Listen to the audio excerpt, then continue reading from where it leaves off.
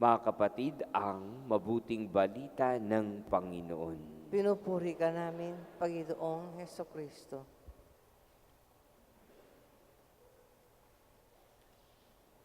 Merong isang babaeng umiiyak dahil sa puputulin yung kanyang daliri sa paa. Pero ayaw niyang tumigil ng kaiiyak dahil sa kanyang takot, dahil sa kanyang pangamba. Meron lumapit sa kanya para pahupain yung kanyang pag-iyak, pero mas lalo pa siyang umiyak. Hanggang sa may lumapit sa kanya na isa pang babae. At ipinakita niya yung kanyang mga daliri sa paa.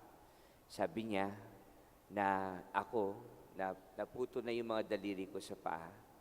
Pero eto ako ngayon, buhay.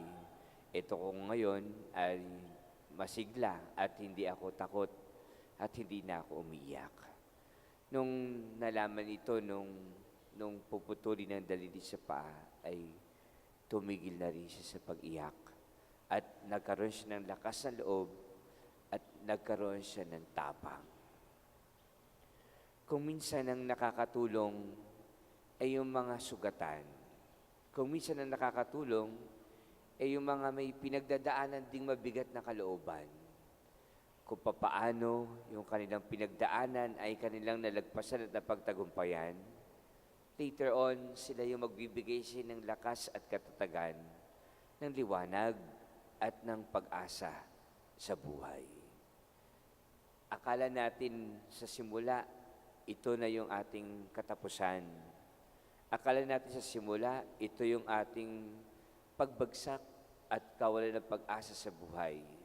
Akala natin, para bagang hindi na natin kayang magsumikap muli, magsimula muli, at bumangon muli sa kabila ng mga pagsubok na ating pinagdadaanan. Pero lumipas sa mga taon, meron pala tayong misyon na sa atin ibinibigay ng Panginoon upang sa iba ay magbigay ng liwanag at ng pag-asa at katatagan. Tunay nga na ang Panginoon, hindi biro ang pinagdaanan para lamang ipadama ang kanyang pagliligtas, ang kanyang dakilang pagmamahal, na maging ang kanyang buhay ay kanyang iaalay, na siya ay magtatamasa ng maraming paghihirap, na maraming sugat sa kanyang katawan, na maaring mga tao, ang mga matatanda at punong bayan, siya itatakwil at siya ipapapatay. Pero sa kabila ng lahat ng ito, ay magbigay pa rin ng liwanag, ng pag-asa, at magpaalala pa rin ng pagmamahal para sa lahat.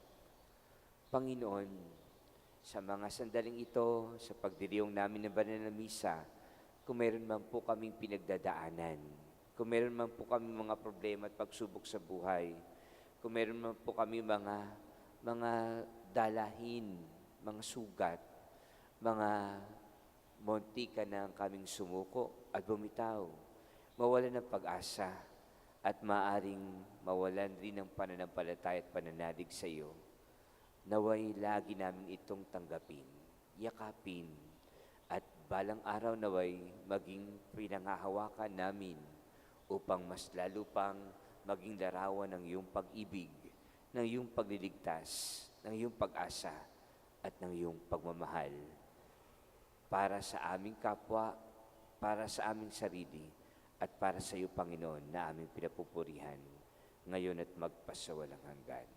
Amen.